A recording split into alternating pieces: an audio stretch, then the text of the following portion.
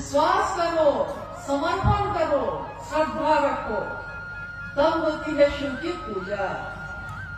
और शिव की चर्चा में विश्वास नहीं है तब भी कोई बात नहीं है, श्रद्धा नहीं है तब भी कोई मामला नहीं है, समर्पण नहीं है तब भी कोई फर्क नहीं पड़ता है। यानी साहब वैद्यानंद जी कहते हैं कि अविश्वास में, अश्रद्धा में, संशय में, विचारों में ही नहीं, कुविचारों में भी शिव आपके गुरु हो सकते हैं। सिर्फ एक विचार, कुविचार मतलब कि महादेव के लिए अगर खराब भी सोच आप रखते हैं ना, तब भी वो महादेव आपसे रिश्ता जोड़ लेता है। आप कुछ भी सोच के सकिए, लेकिन लोहा अगर सटता है पारस से तो सोना ही बनता है, वो कैसे भी सके, तरीका चाहे उसका जो हो। यानी शिव की पूजा में श्रद्धा चाहिए, विश्वास चाहिए, समर्पण चाहिए। और महादेव की चर्चा में विश्वास हो तब भी ठीक, अविश्वास हो तब भी ठीक। मास्टर को कोई फर्क नहीं पड़ता कि आप उस पर विश्वास करते हैं कि नहीं करते हैं। खाली क्लास में चले जाइए, वो मास्टर तो पढ़ा ही लेगा। वो चाहे जबरदस्ती पढ़ाए, चाहे खुशी खुशी पढ़ाए, लेकिन पढ़ा के बच्चा को कलेक्टर बना ही लेता है। मास्टर पढ़ा लेगा।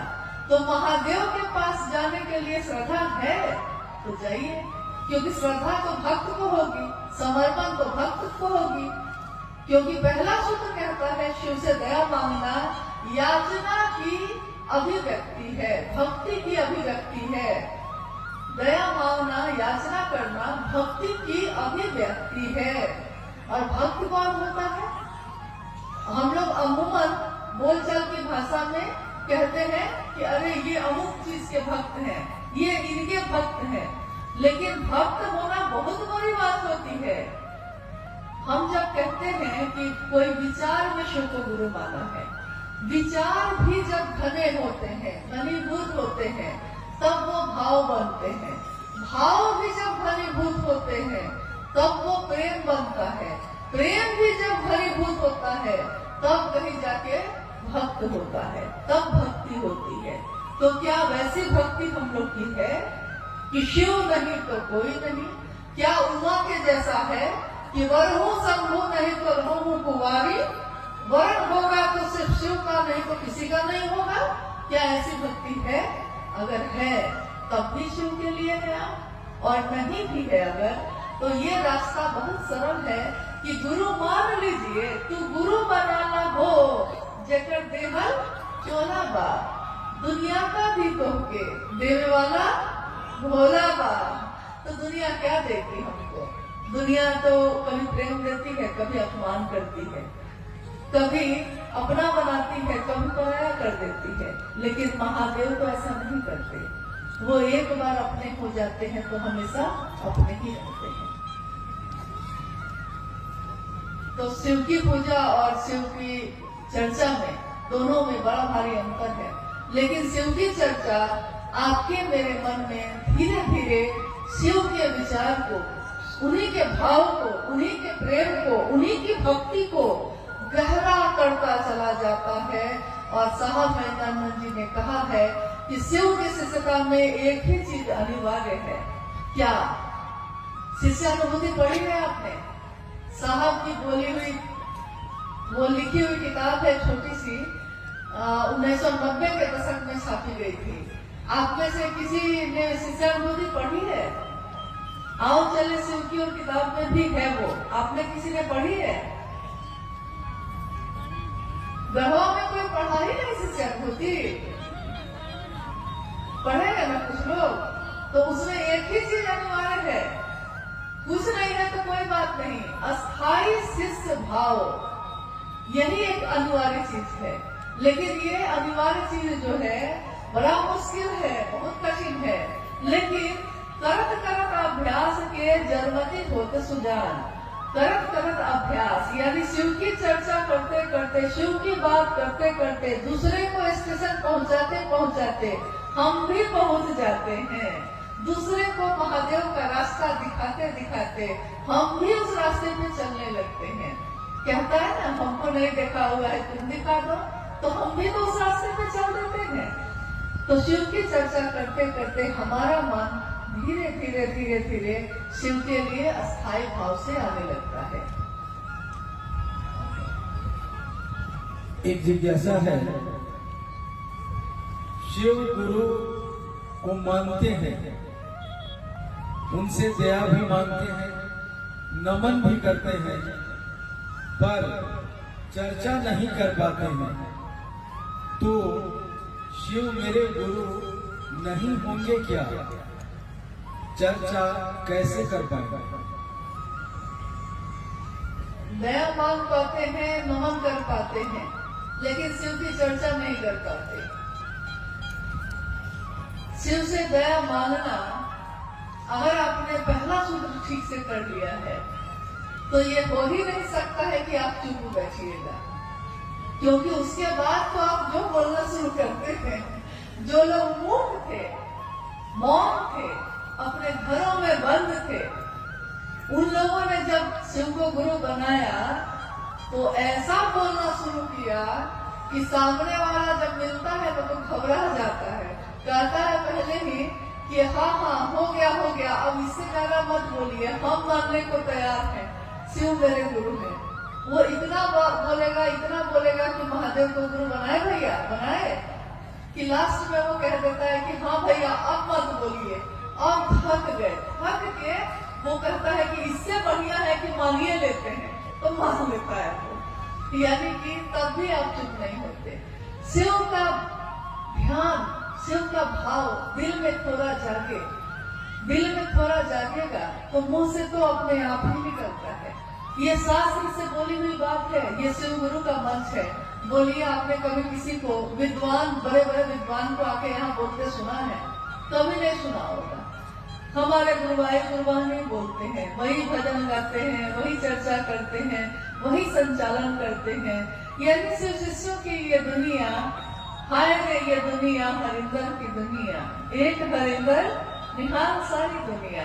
कैसी दुनिया उन्होंने बनाई है, जिसमें कोई शास्त्र नहीं पढ़ा हमने, कोई किताबें नहीं पढ़ी हैं, कितने लोग तो अनपढ़ हैं, दुनिया जिसको कहती है गंवार वो भी है। लेकिन जब महादेव की बात करना शुरू करते हैं तो लोग ठहर के सुनते हैं कि कौन बोल रहा है ये, भैया ये कहाँ से सीखा आपने, वो कहता है, पूछता है।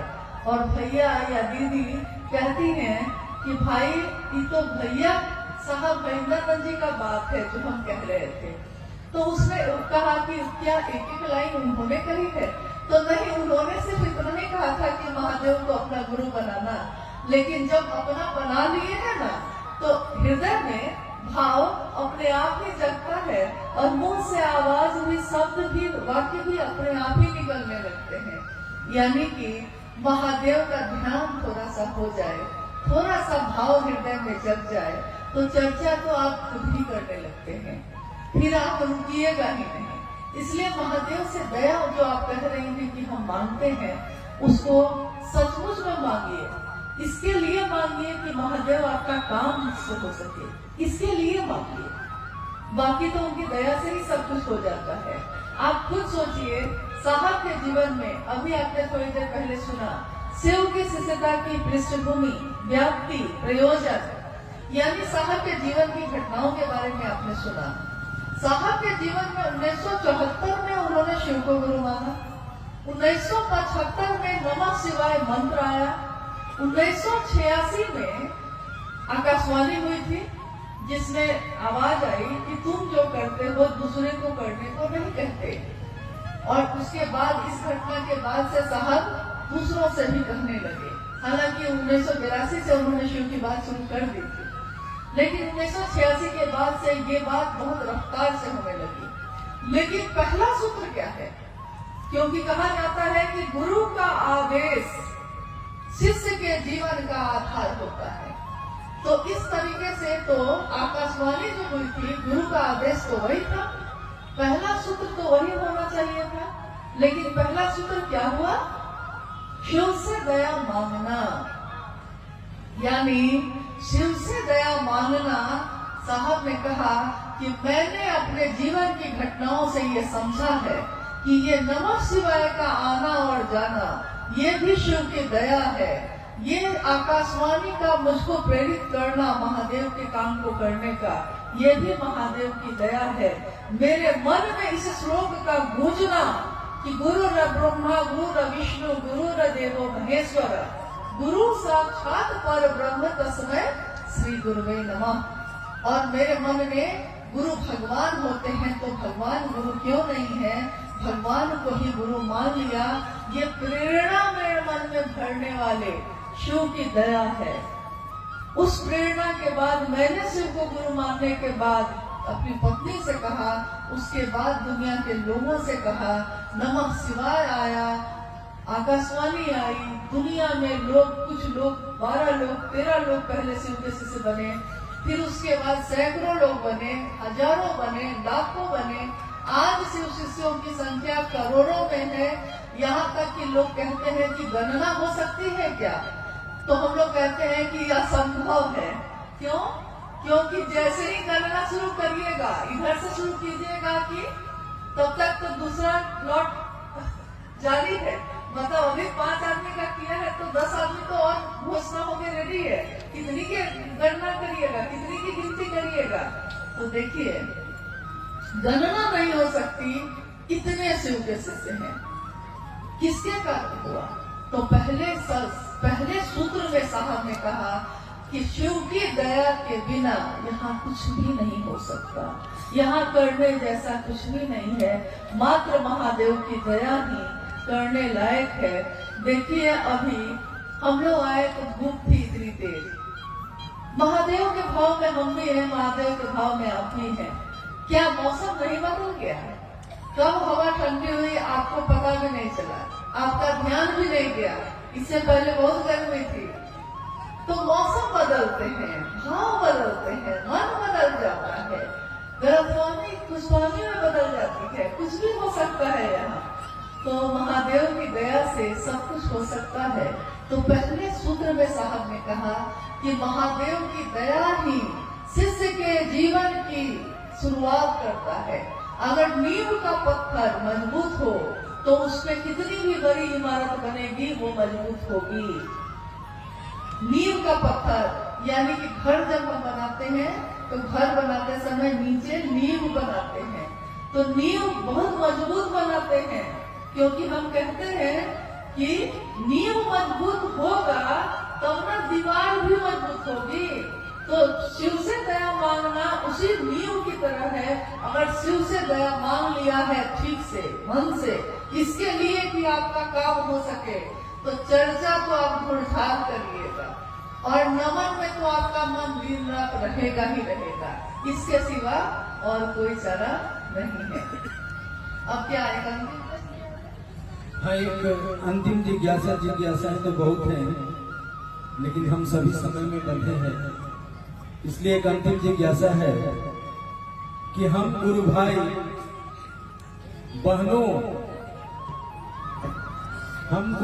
गुरु बहनों के जीवन में महाशिवरात्रि का क्या महत्व है? हम लोग महाशिवरात्रि क्यों मनाते हैं? हम सभी गुरु भाई गुरु बहन यानी शिव के शिष्य, हम सभी गुरु भाई गुरु बहनों के जीवन में महाशिवरात्रि का क्या महत्व है? हम महाशिवरात्रि क्यों मनाते हैं?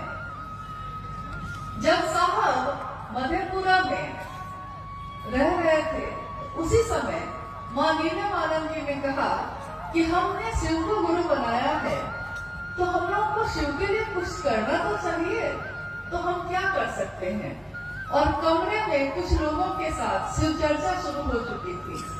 तो साहब ने कहा कि भाई क्या किया जाए बताओ। मां नीलम ने कहा कि शिवरात्रि का आगमन हो रहा है, क्यों नहीं हम सभी जो कुछ गुरु भाई गुरु बहन हैं हम मिलकर शिवरात्रि का आयोजन करें। तो साहब ने कहा कि ठीक है किया जाए। लेकिन उस समय ज्यादातर जगहों पे हरे रामा हरे कृष्णा का बोल चलता था, यहाँ तक कि माँ दुर्गा के मंदिरों में भी, शिव के मंदिरों में भी हर जगह हरे रामा हरे कृष्णा होता था। तो साहब ने कहा कि यार इन महाशिवरात्रि का आयोजन है, शिव की पूजा करेंगे, लेकिन बोल क्या होंगे, हम बोलेंगे क्या उसमें? तो मां नीलमानंद जी ने लिखा, हर भोला भोला भोला भोला हर हर, हर शिवा शिवा शिवा शिवा हर हर। और इसी धुन पे उस समय शिवरात्रि का आयोजन हुआ, सभी लोगों ने इस धुन पे को गाया। उसके बाद साहब आ गए पटना में जो उनका घर था वो छोटा सा फ्लैट था। तो अगले बार जब शिवरात्रि का आयोजन हुआ तो मां नीलमानंद जी ने कहा कि क्यों नहीं इसको बाहर मैदान में किया जाए। तो फिर उन्होंने इस आयोजन को जो सामने ऑफिसर्स फ्लैट के सामने मैदान था उसमें किया, और उसी में जो छोटा सा माइक लगा हुआ था हरा बोला करने के लिए, जब कुछ देर का हरा बोला हो गया तो उस समय हरा बोला की समाप्ति के बाद उसी माइक से साहब ने जो लोग वहां जमा थे उन लोगों के बीच शिव की चर्चा की। तो साहब कहते हैं कि शिवरात्रि एक ऐसा प्लेटफॉर्म है, एक ऐसी जगह है जहां आपने, साहब ने कहा कि आपने देखा होगा कि जब बच्चे नदी में कूदते हैं तैरने के लिए या स्विमिंग पूल में कूदते हैं तो बहुत ऊपर में लकड़ी का एक टुकड़ा लगा रहता है, और उस लकड़ी के या बहुत बड़ा कोई सीमेंट का बना रहता है, और वहां खड़े होके वो ऊपर से जंप करता है पानी में तैरने के लिए, तैराकी के प्रतियोगिता में। तो ऊपर से जंप करता है धरती पे, मतलब नदी में। तो साहब ने कहा शिव के शिष्यों के लिए महाशिवरात्रि उसी तरह है कि महाशिवरात्रि से ही लॉन्च हुई शिव की चर्चा। इसीलिए शिव के शिष्य एक उत्सव अपने गुरु का मनाते हैं, महाशिवरात्रि। और मेरा निवेदन है कि आज अभी जो आने वाला है 8 मार्च को महाशिवरात्रि का आयोजन हो रहा है, हर जगह पे हो रहा है। मेरा निवेदन है कि 8 मार्च को जो महाशिवरात्रि है उसमें आप अपने सामूहिक रूप से जहां भी आप करना चाहते हैं जरूर करिए, लेकिन अपने घर को लौटिए जब, तो कम से कम 1.25 घंटे अपने घर के लोगों के साथ भी इसको करने की कोशिश करिए। अपने पड़ोसियों को भी बुलाइए इसमें, और इसके साथ साथ सजाइए अपने घर को, अपने मोहल्ले को, अपने दरवाजे को, क्योंकि शिव की रात्रि है, ये महाशिवरात्रि है। शिव के शिष्यों के लिए शिव की चर्चा का आगाज करने वाली है। तो हम नमन करते हैं अपने साहब दीदी को, अपने गुरु शिव को, कि महादेव की दया हम सभी पे बनी रहे, हम सबका जीवन शिवमय हो, सुगंधमय हो।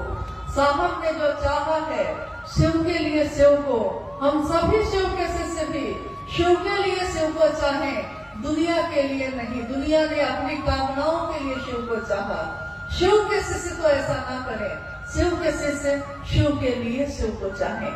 आप सभी के चरणों में मेरा प्रणाम।